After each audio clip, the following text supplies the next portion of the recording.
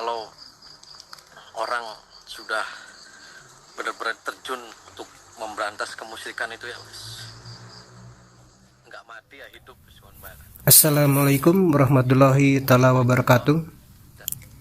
Sahabat-sahabat YouTube yang budiman yang diberkati Allah, kali ini Kang Ujang Bustami mendatangi seorang dukun santet yang ada di perkampungan. Kang Ujang Bustami ingin membuktikan dan mengklarifikasi bahwa pasiennya yang terkena santet itu berasal dari kiriman sang dukun kampung tersebut. Bahkan, Kang Ujang Bustami rela mengeluarkan sejumlah uang untuk sang dukun agar santet yang dikirim ke pasien Kang Ujang Bustami bisa dicabut. Sahabat-sahabat, sebelum lebih lanjut lagi, bila sahabat-sahabat berkenan dengan channel ini, jangan lupa untuk subscribe, share, ataupun komentarnya. Dan inilah videonya. Selamat menyaksikan.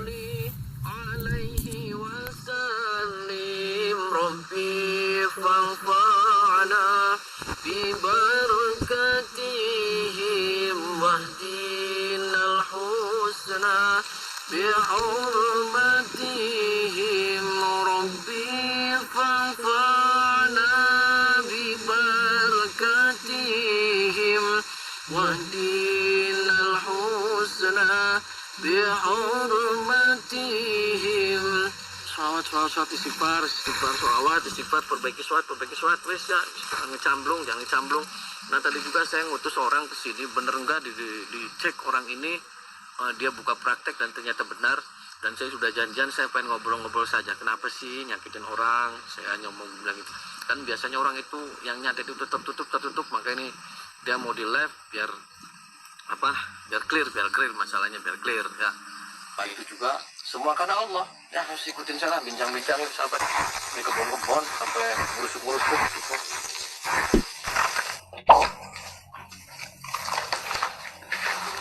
Nah sahabat, ini saya sudah berada di depan beliau. Pak, saya Ujang Bustami. Saya pengen nanya Bapak dengan Bapak siapa? Saya Bapak Eki. Bapak sudah lama di praktek. Tadi saya sudah janjian sama Bapak. Saya sudah bilang bahwa saya malam hari ini mau datang dan mau diliput live biar semua sahabat-sahabat juga tahu. Dan biar bincang-bincang juga kita enak. Bapak itu sudah lama Pak, praktek di dunia praktis ini sudah lama Pak. Ya sekitar 17 tahunan.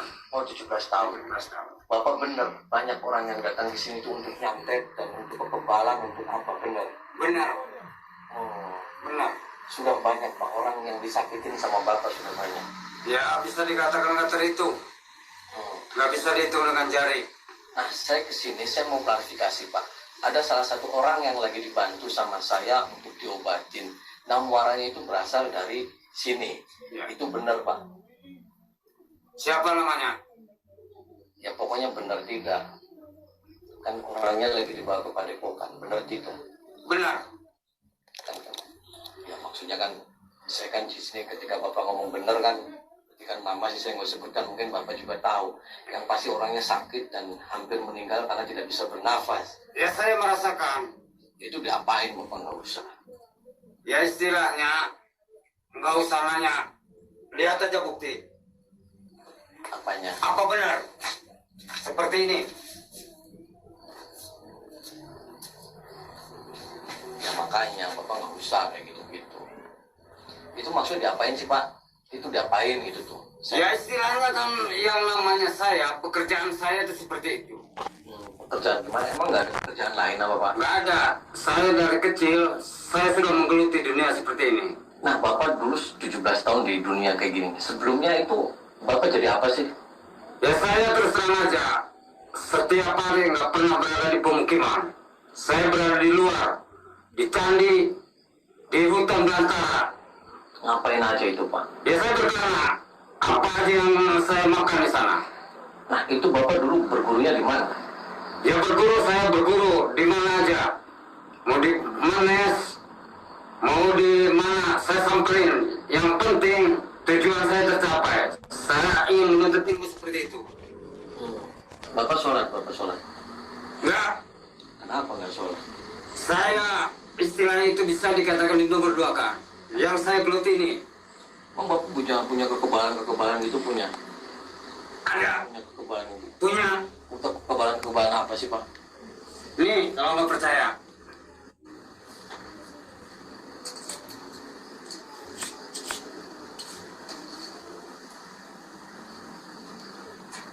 Itu biar apa itu kayak gitu, Pak? Ini biar katanya ditebas pakai golok, biar katanya dipukul, nggak ada yang namanya rasa sakit, nggak ada. Iya, Hmm. Terus emang kalau santet-santet gitu emang berapa lama itu meninggalnya, Pak? tergantung, Hmm. tergantung pembayaran. Pembayaran gimana, Pak? Pembayarannya mau yang cepat itu tergantung. Ada 1 juta, ada 2 juta, tergantung uang. Hmm. Terus Permintaan cepat, uangnya gede. emang keluarga tahu Bapak punya kerjaan-kerjaan begini, keluarga Bapak tahu? Saya terus terang aja, yang dia tahu hanya istilahnya cuma minta, nggak tahu dia minta apa. Enggak, istri Bapak tahu, keluarga tahu Bapak punya kerjaan kayak gini itu tahu. Tahu, Nah, terus kenapa diam saja? ya orang dikasih makannya juga dari situ. Oh, enggak. Dikasih makan, dikasih apanya juga dari situ. Kalau saya nggak kerja seperti itu, mau makan apa? Hmm. Emang nggak ada kerjaan lain atau kerjaan bisnis atau apa gitu? Yang namanya bisnis, pekerjaan seseorang itu harus disesuaikan dengan pengalaman. Hmm. Saya punya pengalaman yang seperti itu, kenapa nggak dijalankan? Saya bisnis itu bukan istilahnya tujuan saya. Tujuan saya dari kecil emang menuntut ilmu seperti itu, Pak. Emang ada kenangan apa sih sampai Bapak dendamnya, sampai Bapak terus menggeluti ilmu-ilmu seperti itu? Ada pengalaman apa sih, Pak? Keluarga saya dulu, bahkan bapak saya juga, matinya karena itu. Karena itu gimana? Nah, karena ilmu yang kayak begini. Hmm. Makanya saya geluti semua istilahnya.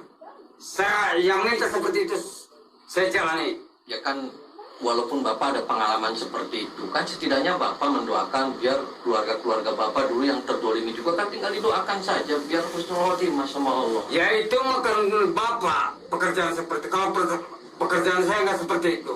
Hutang nyawa harus dibayar dengan nyawa.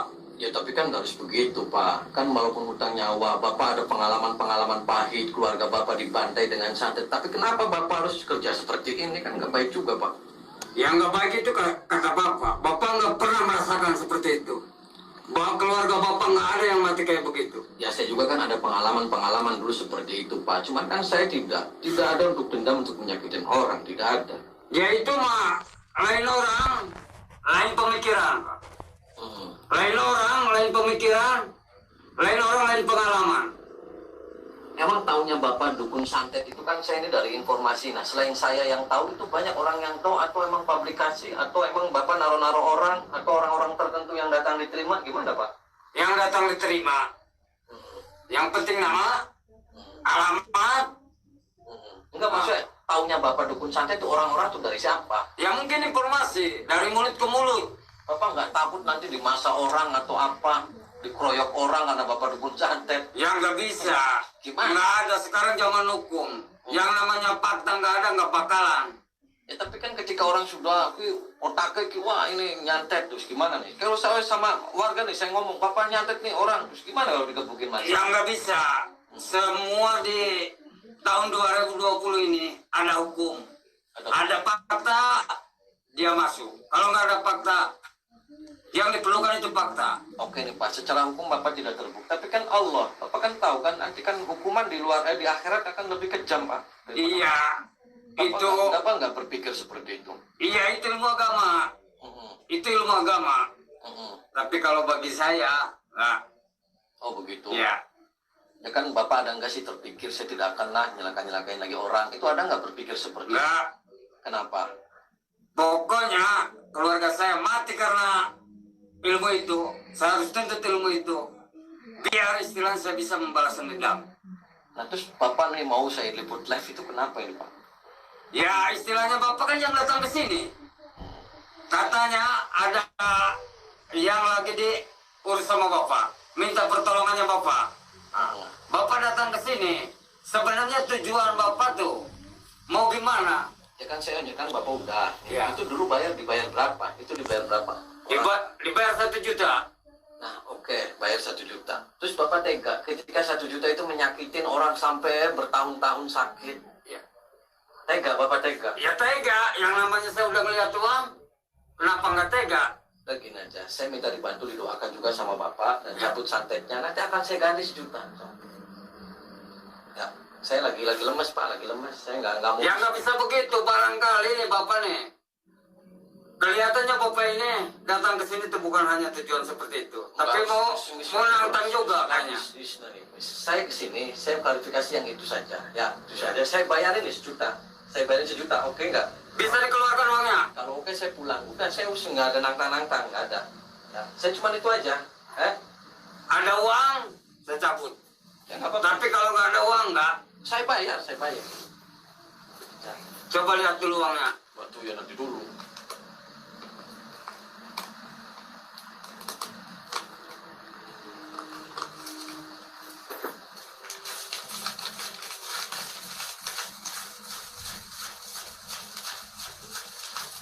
Hitung bro. Saya hitung dulu.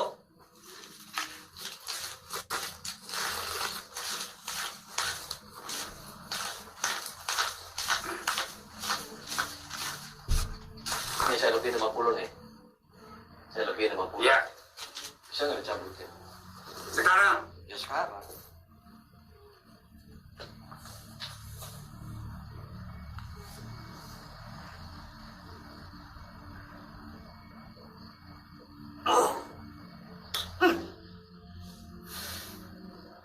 Kelihatan sama Bapak udah cabut. Ya wis nanti saja.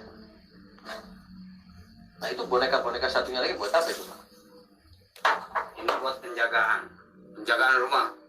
Jaga rumah gimana? Penjagaan rumah barangkali ada yang mau garong, ada yang mau apa aja. Bisa tahu. Bisa.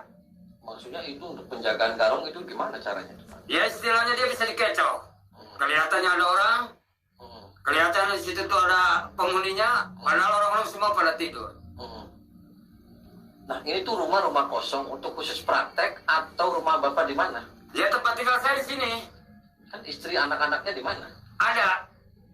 Oh kalau orang praktek di sini. Kalau orang praktek di Ini sini, nggak takut dibakar orang ini. ya enggak lah. Dibakar. Sekarang kan udah dibilangin dari tadi, Pak. Ini zaman hukum. Jadi kalau ada istilahnya yang mau hukum orang itu nggak bisa main hakim sendiri, Pak. Harus ada fakta. Faktanya apa? Buktinya apa? Nggak ada. Ya wis itu sih. Kan saya sudah ngomong ke Bapak nih. Saya tadi sudah dibantu cabut dan Ya. bisa kembalikan. Ya. Saya sudah selesai tugas saya nih. Sudah selesai. Ya, ya. Ya, saya sih hanya saran ke Bapak kalau bisa udah jangan begitu-begitu. Nggak usah menasihati saya, Pak. Nah saya tadi gimana?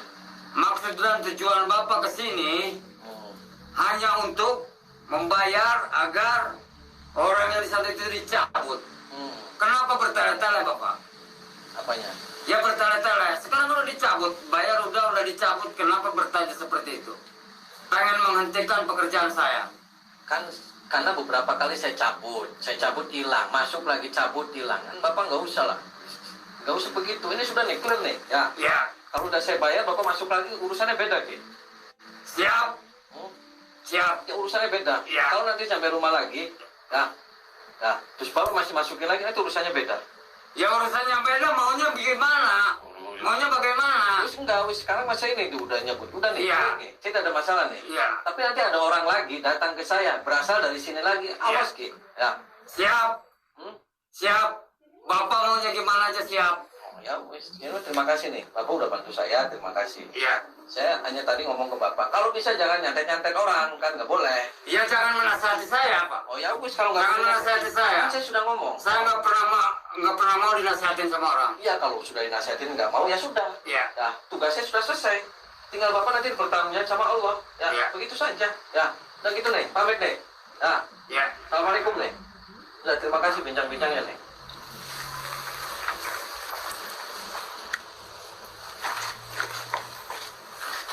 Jadi sampai itu saya sudah setelah tugas kelar, saya emosi, oke lah. Tapi mudah-mudahan sahabat, yang penting kita jangan pernah takut santet, takut setan belek apa belah. Yang penting tanamkan dalam hati kita keimanan dan ketakwaan kita kepada Allah Subhanahu wa taala.